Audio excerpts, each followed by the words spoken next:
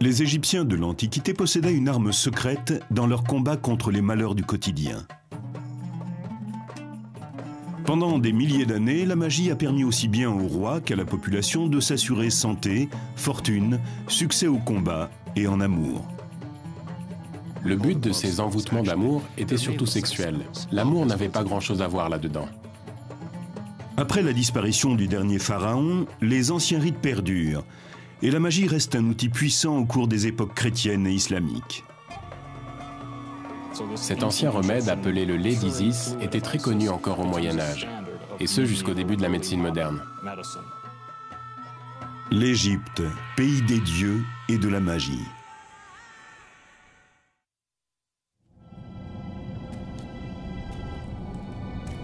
À notre époque, le terme magie évoque des rituels interdits, des rites maléfiques accomplis par des sorciers diaboliques, à des fins peu recommandables.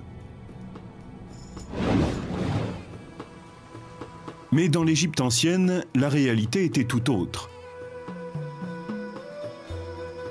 Du pharaon aux paysans, tous considèrent la magie comme un outil puissant contre la malchance. La magie est surtout une religion pratique, très terre à terre. Elle colle à la vie quotidienne. Les gens s'en servent pour obtenir ce dont ils ont besoin, pour réaliser leurs souhaits, leurs espoirs, et pour lutter contre leurs peurs.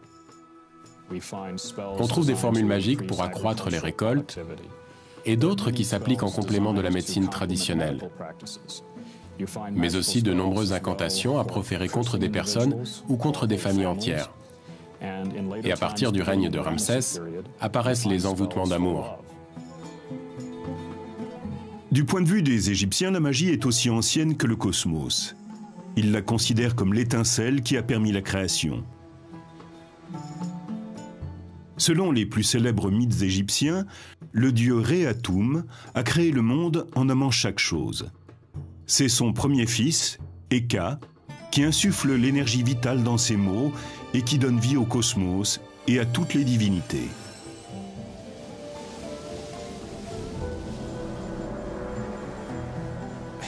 Le rôle d'Hécat est de donner force à tout ce qui n'est encore que visuel. Nous pensons d'ailleurs que le nom Hécat signifie « celui qui bénit les images », qui leur donne leur fonction et apporte la vie. Hécat est donc capable de créer physiquement les choses, à partir de leur nom ou de leur image. C'est le pouvoir du dieu Eka qui permet de rendre réelles les représentations d'offrandes destinées aux morts. C'est le pouvoir magique d'Eka qui permet à travers ces inscriptions que l'esprit du pharaon défunt accède à la vie éternelle. Et c'est aussi Eka qui permet aux formules d'envoûtement de s'accomplir. Il représente la force qui a permis à l'univers d'être créé. En s'appropriant rituels et formules magiques, en se familiarisant avec les anciennes croyances, certains accèdent en toute légitimité au pouvoir d'Hécat et en font usage.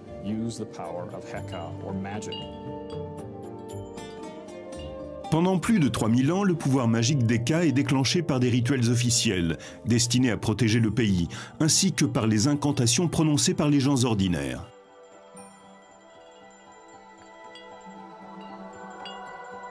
Les rites magiques se divisent en 3 éléments. Il y a d'abord le rituel, c'est ce qu'on fait. Puis les incantations, c'est-à-dire ce qu'on dit. Et enfin, les objets utilisés au cours du rituel. Ils disposent tous d'un pouvoir magique. Les objets de culte peuvent être des amulettes confectionnées par des artisans ou des éléments organiques, comme des langues de lézard ou du sang de taureau. Ils ont généralement une valeur symbolique. Ce bracelet est composé de représentations de coquillages appelés choris. On s'en servait dans les rites de fertilité car leur forme rappelle le sexe féminin. On trouve des formules magiques datant de la période gréco-romaine de l'Égypte qui se situe entre -300 avant Jésus-Christ et l'an 400 de notre ère. Elles concernent divers problèmes comme la santé, le commerce, l'amour. Pour que le charme fonctionne, il faut rassembler plusieurs éléments comme les yeux d'un singe, un clou provenant d'une épave de bateau ou des larmes d'âne. Les formules magiques reflètent souvent l'époque à laquelle elles ont été écrites. Un ingrédient apparaissait souvent dans les enchantements. C'était du sang de gladiateur. Si vous en recueillez et que vous en mettez un petit peu dans votre boisson, elle vous donne pouvoir, force et colère. Dans les formules magiques, en plus de l'explication du pouvoir qu'elles renferment, de la liste des ingrédients et des amulettes à utiliser, on trouve assez fréquemment un texte narratif appelé historiola. Il s'agit la plupart du temps d'histoires retraçant la vie des dieux. C'est le récit d'événements mythiques. Il est répété plusieurs fois, mais ce n'est pas pour s'assurer que les gens comprennent bien l'histoire. Il met en scène des grandes forces, et en les répétant à plusieurs reprises, on libère ce pouvoir. On lui permet de sortir des lignes du récit. On a alors une chance d'être investi de la puissance des événements relatés. Un rituel magique peut consister tout simplement à disposer quelques statues votives, des offrandes de nourriture, des morceaux de plantes ou d'autres objets sur un petit autel et à réciter des incantations magiques. S'il s'agit d'un sortilège, les objets utilisés pendant le rituel destinés à contrôler ou à nuire à quelqu'un sont souvent ligotés, écrasés, brûlés ou même fondus. Lorsqu'un sort vient d'être jeté, la formule magique est souvent enterrée dans un cimetière abandonné. Pour que la colère des défunts, que plus personne ne vient honorer, ne se retourne contre la victime du sortilège, ils choisissaient d'anciennes tombes, sur lesquelles on ne déposait plus d'offrandes depuis longtemps. Les endroits les plus indiqués pour enterrer ces formules étaient donc les cimetières abandonnés. Il existe des formules magiques pour tous les cas de figure. Certaines permettent d'améliorer la mémoire, de gagner au dé, de convaincre un client, de provoquer un accident de char et même de donner à un rival l'apparence d'un âne. La plupart des formules magiques se présentaient comme des formulaires avec un espace vierge pour inscrire votre nom. Vous achetiez un sort et vous y écriviez le nom de votre mère, car c'était la clé qui permettait de remonter dans votre généalogie. Parmi les formules d'envoûtement qui ont survécu à travers les siècles, nous avons trouvé celle-ci qui date de l'époque de la domination romaine. Elle est destinée à un pêcheur du nom de Sévérus. Au début de ce texte sont relatées toutes les grandes histoires de pêcheurs. C'est l'historiola. On y raconte des événements qui sont devenus des mythes. À la fin, on peut lire « Et puisque la pêche a été si bonne pour tous les autres, qu'il en soit de même pour Sévérus, fils de Johanna. » Mais le vœu de Sévérus ne s'arrête pas là. Il veut également être doté d'une voix enchanteresse et être célébré pour son talent de chanteur.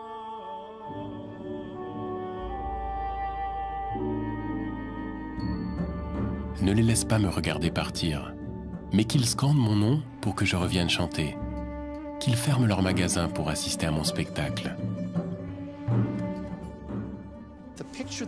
L'image que nous nous faisons de Sévérus est celle d'un pêcheur frustré, las de lancer ses filets, qui désire devenir une vedette de la chanson et qui demande aux dieux et aux déesses d'intercéder en sa faveur, car sa voix n'est sans doute pas terrible. Nous ne saurons sans doute jamais si l'envoûtement a fonctionné, mais la foi dont cet homme fait preuve a été célébrée par les Égyptiens pendant 3000 ans. Les Égyptiens ont recours à la magie en n'importe quelle circonstance. Les formules utilisées sont littéralement calquées sur les premiers sorts jetés dans l'Égypte antique avec l'accord des pharaons. Ces sortilèges étaient destinés à écraser les ennemis étrangers.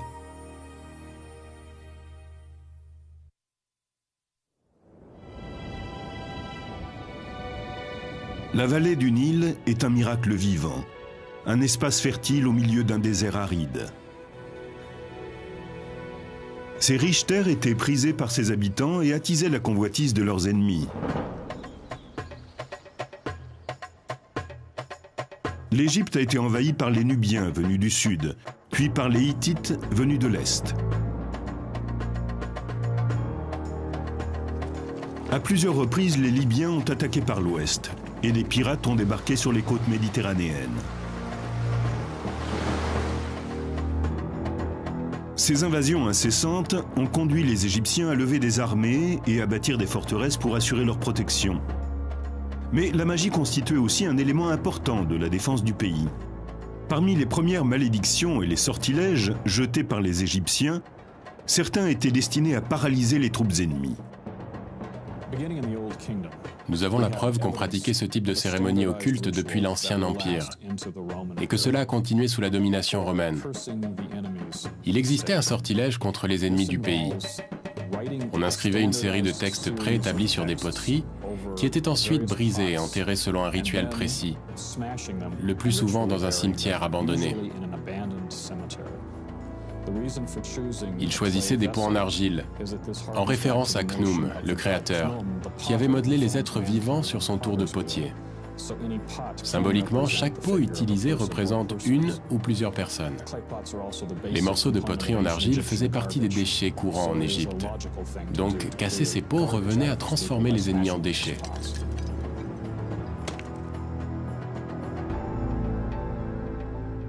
Les vestiges de ce rituel ont été découverts à Mirghissa, une ville située en territoire nubien tout près d'une forteresse égyptienne construite vers 1700 avant Jésus-Christ. Ce territoire appartient aujourd'hui au Soudan. Au cours des fouilles, on a découvert des morceaux de poterie en argile rouge. On peut y lire les formules d'une malédiction jetée aux Nubiens. Ils avaient été enterrés à côté de tombes abandonnées.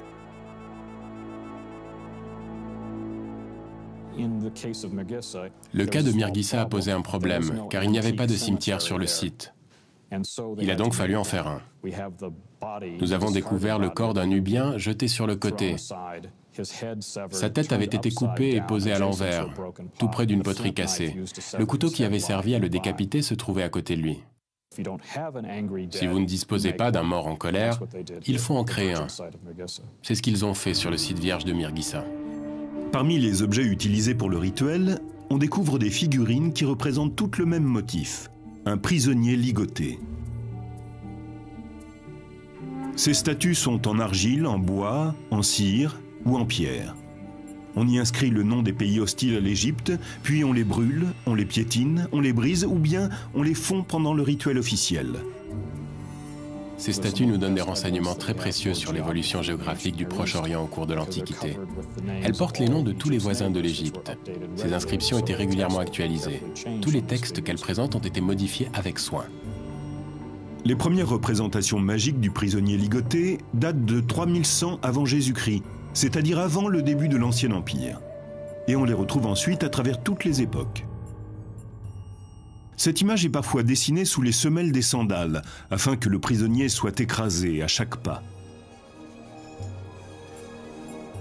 Cette sculpture représente également un prisonnier ligoté. Elle a été taillée dans la pierre qui soutient la porte d'entrée d'un temple.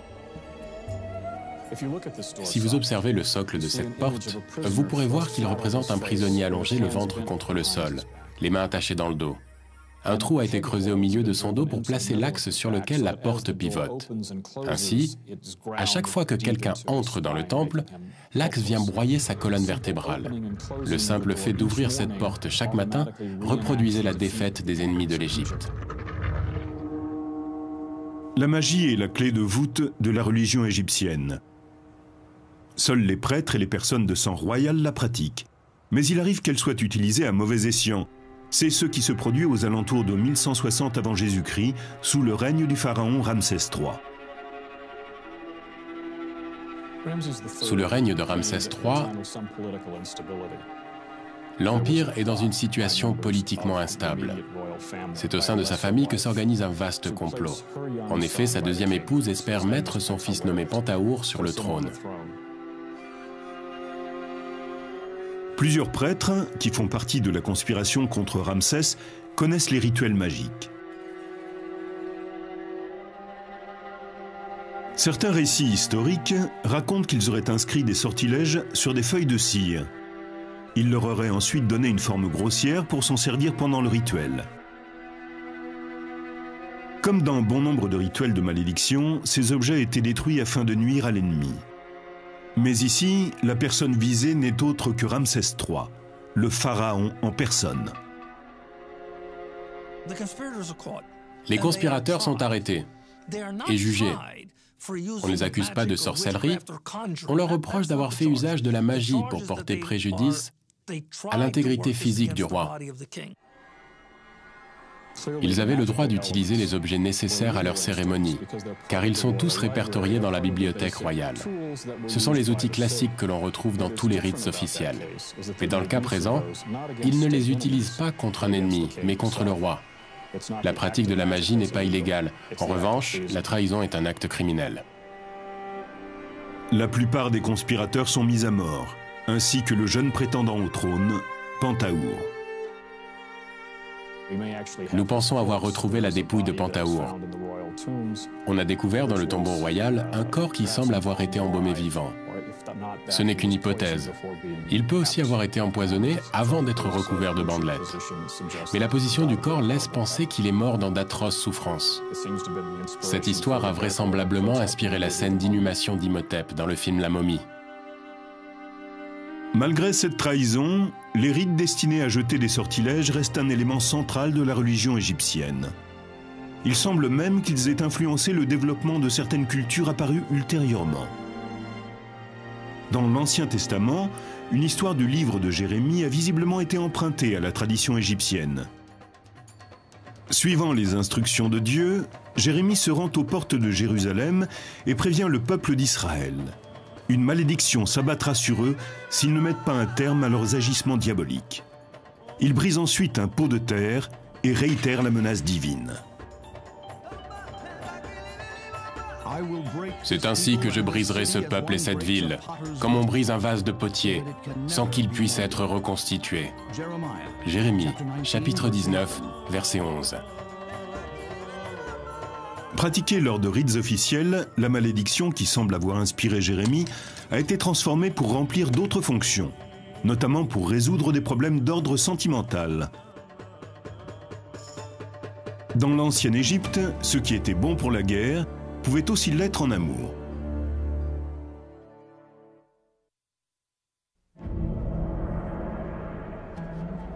Le temple est le lieu où les forces magiques peuvent être libérées. C'est là que se déroulent les sortilèges officiels, là que l'on compose de nouvelles formules magiques et que l'on archive, copie et étudie les formules déjà existantes. Les prêtres sont les gardiens de ces puissantes traditions. Ils rédigent les textes magiques et les mettent en pratique. Pourtant, la magie n'est pas circonscrite à l'enceinte du temple. Seuls les prêtres les plus hauts placés dans la hiérarchie servent tout au long de l'année au sein même des temples. Les autres n'y séjournent que quelques mois et sont ensuite remplacés par un autre groupe de prêtres. 5 groupes peuvent ainsi se succéder sur une année. Le reste du temps, ils étaient libres de faire ce qu'ils voulaient. Ils pouvaient être fermiers, fonctionnaires, ou bien proposer leur talent dans le domaine de la magie. Ils étaient prêtres à temps partiel. Ils pouvaient assister aux différents rituels, y prendre part et même rédiger les formules qui devaient y être lues. Et en marge de cela, ils pratiquaient la magie au sein du peuple. Dans les villages, les prêtres transforment les malédictions destinées aux ennemis de l'Égypte et les utilisent pour prévenir les désagréments du quotidien, comme les problèmes de santé, d'argent et les amours malheureuses. Comme dans les rites officiels, ces formules comportent une historiola qui retrace des événements mythiques. Isis, la déesse mère, et son époux, Osiris, le dieu des morts, sont souvent invoqués dans les incantations amoureuses. Les sortilèges destinés à la population permettent généralement de contraindre quelqu'un à faire quelque chose. Ici, il ne s'agit plus de combat guerrier, mais de conquête amoureuse. Au Louvre, on peut voir une statuette d'argile représentant une femme accroupie, les bras attachés dans le dos. Cette position rappelle clairement l'image des prisonniers ligotés. Elle était utilisée lors du rituel de l'envoûtement amoureux. Mais ce terme est-il bien approprié ? Le but de ces envoûtements d'amour était surtout sexuel. L'amour n'avait pas grand-chose à voir là-dedans. La figurine du Louvre date du IIIe ou IVe siècle avant Jésus-Christ, de l'époque de la domination romaine. Elle a été trouvée dans un pot en terre, accompagnée d'un texte magique écrit sur une fine feuille de plomb. La formule contient des informations spécifiques pour le rituel. 13 épingles en cuivre doivent être enfoncées méthodiquement dans la figurine. À chaque fois que l'une d'elles est en place, on récite la même incantation. En introduisant cette épingle en cet endroit, tu ne penseras plus qu'à moi. Cela avait pour effet d'obliger une femme à n'avoir de rapport sexuel qu'avec vous. Il faut préciser que même le mari de cette femme était alors exclu. Il n'y avait plus que vous qui comptiez. Le but de ce rituel n'était pas d'amener cette femme à tomber amoureuse de vous, mais de la contraindre à vous aimer. Ce rite utilise la symbolique du prisonnier ligoté, sans défense et que l'on écrase. C'est une application très classique des anciennes formules de domination égyptienne. Il arrivait que dans un village, les gens sachent qu'un homme, voulant séduire une femme, lui avait jeté un sort. La femme savait qu'elle ne pouvait pas lutter. Si elle pouvait résister à un homme, c'était impossible face aux dieux et aux déesses. Elle savait qu'elle n'avait pas d'autre choix que de céder. Au cours de la domination gréco-romaine, les formules des envoûtements amoureux sont souvent placées dans des cimetières abandonnés, parfois même à l'intérieur d'une dépouille. Cela rappelle un procédé antique de malédiction. On jette une figurine représentant celui que l'on poursuit dans un cimetière abandonné, là où les morts en veulent aux vivants de les avoir oubliés. En payant grassement quelqu'un ou bien en s'adressant à un prêtre, le texte pouvait être placé dans les catacombes, dans la bouche d'un cadavre. Cet envoûtement a été demandé par un homme qui souhaite manipuler les sentiments d'une femme mariée, du nom de Carrossa. La formule est directement adressée à la dépouille dans laquelle on l'a placée. Réveille-toi et viens à mon aide. Fais que ce qui est inscrit sur ce texte une fois placé dans ta bouche devienne réalité. Empêche Carrossa de penser à son mari, à son enfant, à sa soif, à sa faim. Et mène-la vers moi, brûlante de passion, d'amour, et pleine du désir de m'offrir son corps. Vite, très vite. Malgré l'introduction du christianisme en Égypte, ce type d'envoûtement va rester en usage plusieurs siècles après la crucifixion du Christ. Beaucoup parmi les prêtres chrétiens avaient été élevés selon les coutumes anciennes. Et la magie perdure à travers des chrétiens originaires d'Égypte, l'Église copte. Nous supposons que les principaux responsables des guérisons, de la préparation des amulettes ou des sortilèges et qui reliaient les formules magiques étaient des coptes. Ils pouvaient aider un homme à conquérir une femme, ou encore permettaient à une mère de jeter un sort sur le couple de son fils quand elle estimait que son épouse n'était pas celle qu'il lui fallait. Donc à ce moment, elle jetait un sort pour arracher cette fille des bras de son fils. Il semble donc que toutes ces formules magiques auraient été écrites par des moines coptes. Ils étaient les Égyptiens lettrés de l'institution chrétienne. La magie a continué à être présente pendant la période copte, car les gens croyaient à ces méthodes. C'était une solution efficace pour la communauté. Elle n'était pas officiellement acceptée par l'Église copte, et elle ne l'a jamais été. Ces activités étaient pratiquées dans l'ombre et le sont encore aujourd'hui. Comme les grands prêtres des pharaons, les prêtres coptes enroulent un cordon autour des figurines, destinées au rituel, pour que la victime de l'envoûtement amoureux se soumette sexuellement.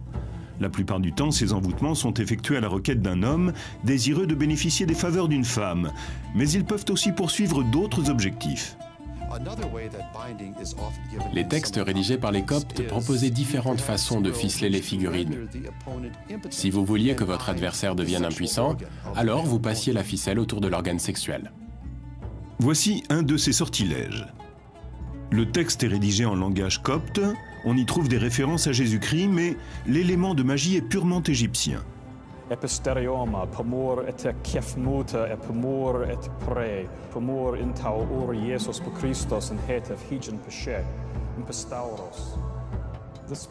On invoque dans le sortilège l'union du ciel, de la terre, des oiseaux et de la lune, comme Jésus-Christ l'a demandé sur la croix, afin de s'assurer, comme il est dit dans le texte, que le membre viril d'eux, ici on inscrivait le nom de son ennemi, tout comme son désir, s'assèche comme un morceau de bois sec, qu'il devienne comme un chiffon sur un tas de crottins, qu'il ne durcisse plus, qu'il n'ait plus d'érection, qu'il n'éjacule plus, qu'il n'ait plus de relations sexuelles avec, et là vous mettiez le nom de la femme que vous convoitiez.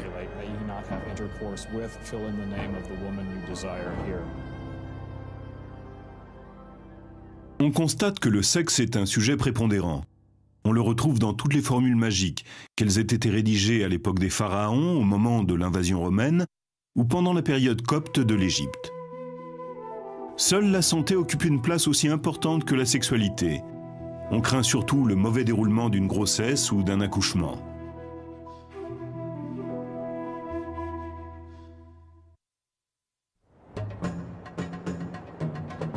Selon les textes égyptiens anciens, les dieux ont offert la magie aux humains pour leur permettre de faire face aux pièges que le destin leur réserve. La perte d'un être cher est probablement l'une des pires choses qui puissent arriver. Les causes de décès sont nombreuses, qu'il s'agisse d'un accident, d'une maladie ou encore d'une grossesse ou d'un accouchement qui se déroule mal. La mortalité infantile était telle qu'il valait mieux prendre toutes ces précautions, y compris recourir à la magie pour protéger la mère et son enfant pendant et après la grossesse. Nous avons découvert tout un éventail de formules magiques. Cette liste porte le nom de formules magiques pour la mère et son enfant. Une personne appelée le magicien de la crèche était chargée de les élaborer. Parmi les outils du magicien, il y a les baguettes magiques, comme celle-ci. Elles sont taillées dans des défenses d'hippopotame afin d'être liées à Taouret, la déesse protectrice de l'accouchement. On garde ces baguettes auprès de soi pour indiquer que la mère et son enfant bénéficient d'une protection magique.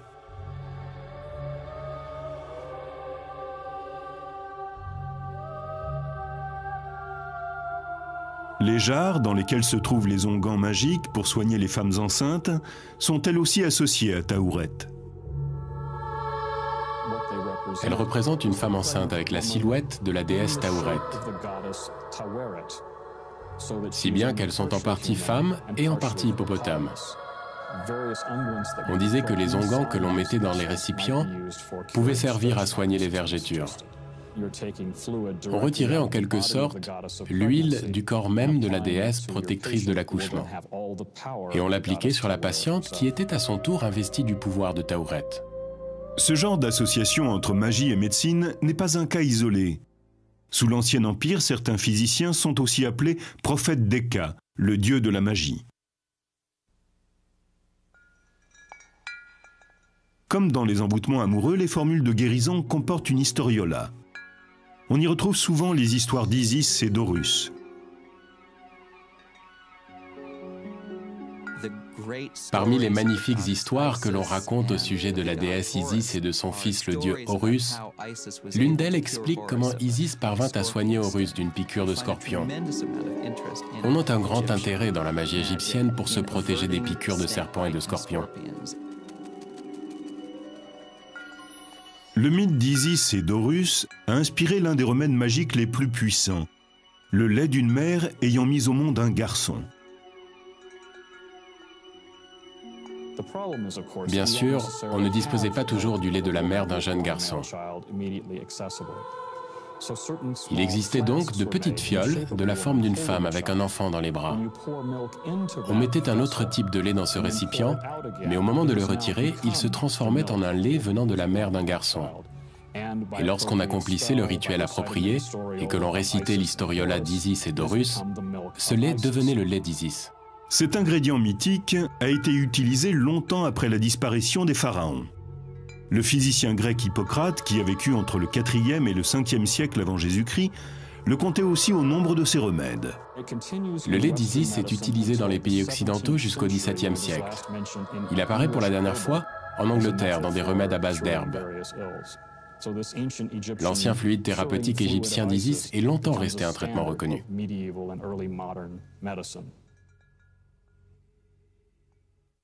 Dans l'Antiquité, Horus est l'objet de bien d'autres historiolas. Le combat mythique qu'il a mené contre Seth, le dieu du chaos, revient très souvent dans les formules de guérison.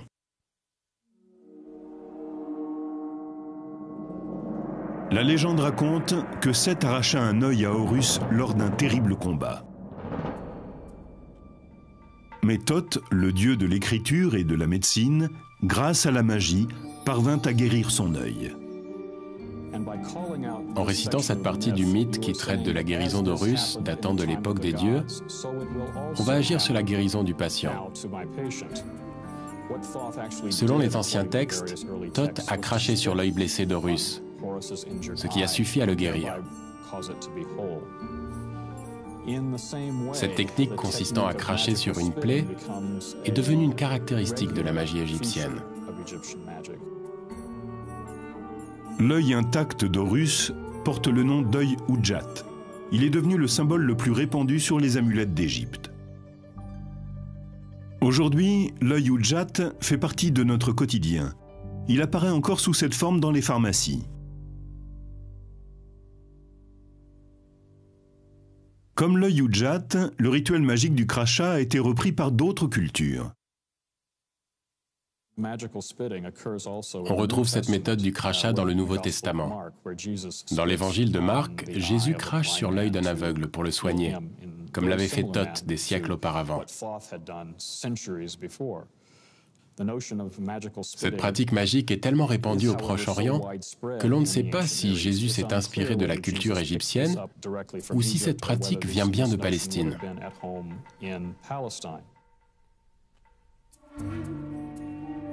La bibliothèque de Nag Hammadi. On y trouve une collection de textes anciens de magie égyptienne, et certains d'entre eux indiquent comment recourir à la magie pour guérir. Le livre secret de Jean contient une liste de 365 anges aux noms étranges, chacun d'eux associé à une partie du corps humain. L'œil gauche, Euronymous, l'oreille droite, la colonne vertébrale. Imaginez que vous ayez une douleur à l'épaule ou au genou. Il suffit de connaître le nom de la divinité chargée de cette partie du corps et de lui demander de la soigner. C'est encore bien plus simple si vous avez une pierre précieuse. Par exemple, une gemme magique rouge. Le rouge est assimilé au rein. Vous posez la pierre sur la partie malade de votre corps, on invoque les forces occultes et vous êtes guéri par la magie.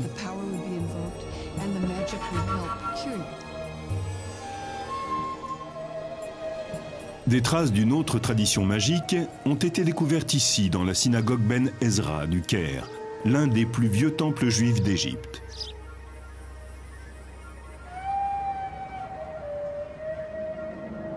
La loi juive impose d'enterrer les livres sacrés devenus obsolètes, selon un rituel particulier, ou bien de les conserver dans un dépôt appelé un Géniza.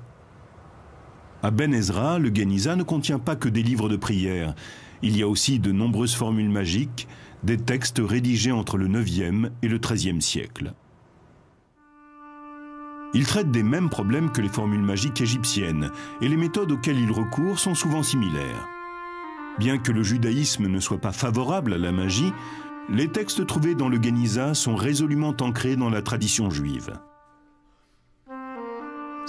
On a pu noter des références aux versets de la Bible. Certains sont même carrément utilisés tels quels. Pour ces formules, on fait ressortir le pouvoir du psaume, voire même de toute l'histoire, et on l'applique à une situation particulière. Ces formules sont destinées à soigner tout un éventail de maladies. Les maux de tête, les tremblements, la timidité, ou tout simplement à se protéger d'un éventuel ennemi.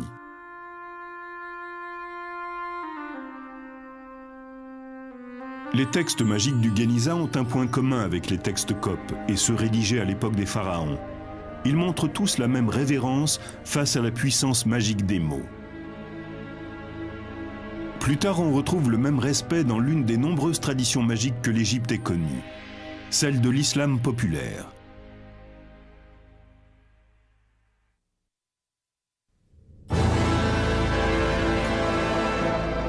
Au commencement, Dieu, le Créateur, nomma chacune des choses qui composent l'univers. Et avec ces noms, le dieu Eka insuffla la vie dans le cosmos. La fantastique faculté des mots à créer la réalité a amené les Égyptiens à considérer l'écriture avec autant de respect que de crainte. Pour les Égyptiens, l'écriture était sacrée. Elle permettait d'accéder physiquement au pouvoir et aux histoires des dieux.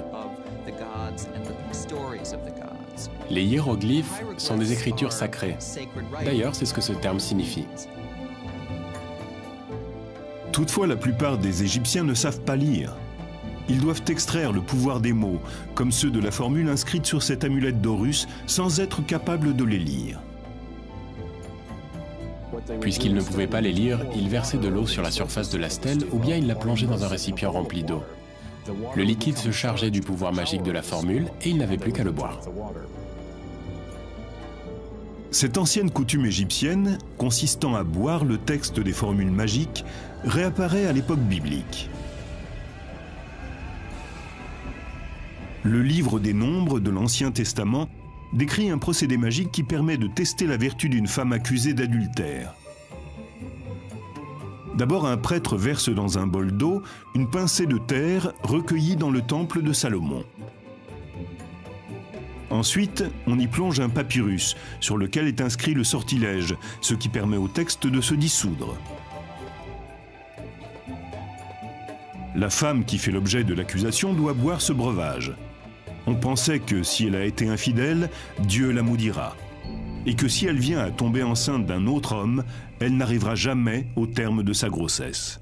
Cette méthode nous ramène aux anciennes traditions égyptiennes. Une formule était inscrite sur un papyrus ou sur de l'argile, puis on la faisait dissoudre dans l'eau avant de la boire pour acquérir sa puissance, bénéfique ou destructrice.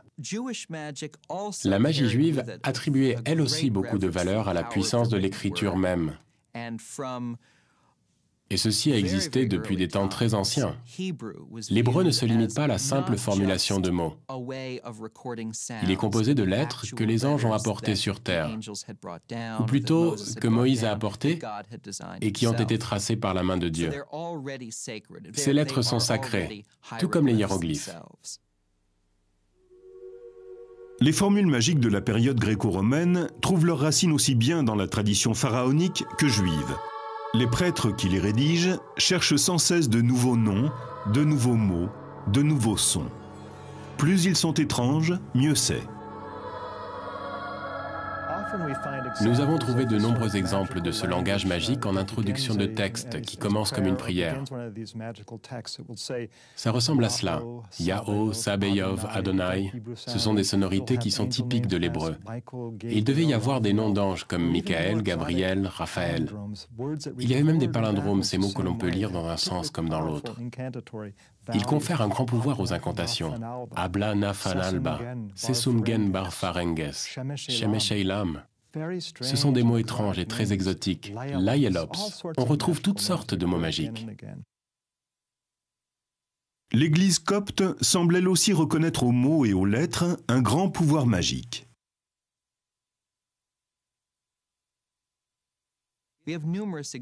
On trouve de nombreux exemples dans lesquels les premières lignes des évangiles sont inscrites dans le but d'invoquer le pouvoir des dieux chrétiens.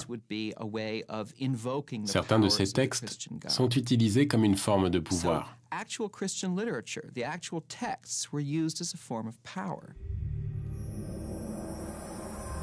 Les Coptes adoptent eux aussi les traditions magiques d'autres religions. Cette démarche s'appelle le syncrétisme. On constate une tendance syncrétiste dans les textes magiques coptes. On y retrouve toutes sortes de noms. Des noms judaïques, des noms de dieux et déesses gréco-romains. Il y a aussi des références aux dieux et déesses de l'Égypte pharaonique. On trouve également dans ces textes hautement syncrétiques toutes sortes de références chrétiennes, telles que les anges, le Christ, le divin.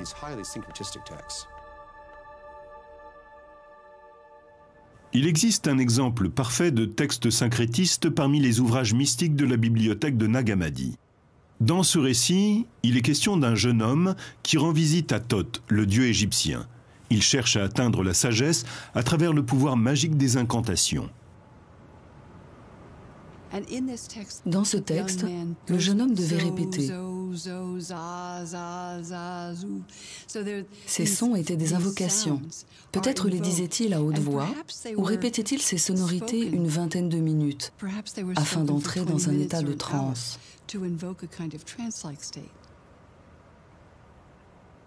Même si la magie n'est pas officiellement approuvée par l'Église copte, elle survit et perdure jusqu'à la période islamique.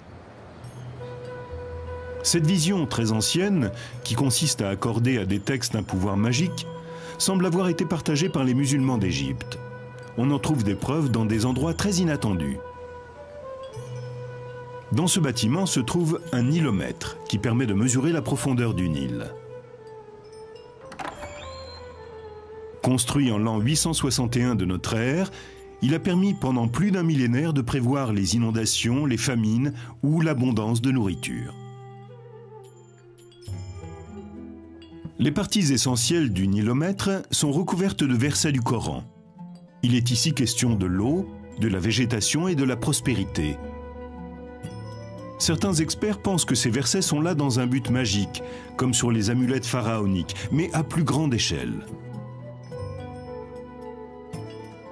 La magie trouve également place en Égypte dans la pratique quotidienne de l'islam.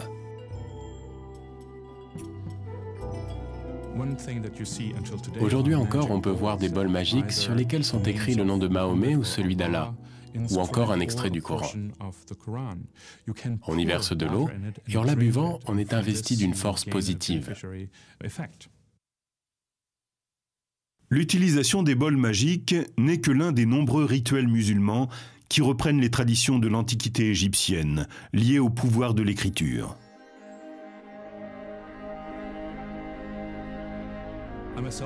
J'ai moi-même vu un homme pieux inscrire quelque chose sur un talisman. Il écrivait des versets du Coran sur un morceau de papier.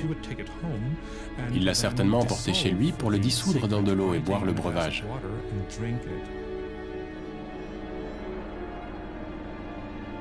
Il y a 5000 ans, les anciens Égyptiens ont eu recours à la magie pour éviter les pièges que le destin leur réservait. Au cours des siècles, et quelles que soient leurs croyances, les Égyptiens ont fait confiance à la magie pour améliorer leur santé, se protéger du malheur ou connaître la chance en amour.